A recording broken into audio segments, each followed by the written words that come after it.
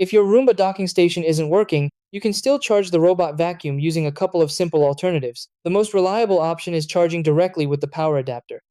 Start by turning the Roomba off completely, then locate the charging port usually found under a rubber cover on the side or bottom.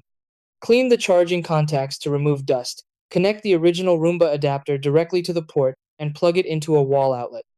You should see the charging light turn on, and most models take about 2 to 3 hours for a full charge.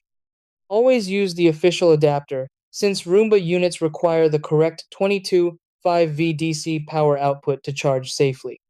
Another option is manual docking, especially if the dock still works but automatic docking fails. Place the dock on a flat surface and carefully align the Roomba so its metal contacts touch the charging plates. Once positioned correctly, the charging indicator should appear. Keep an eye on the connection to make sure it doesn't shift during charging.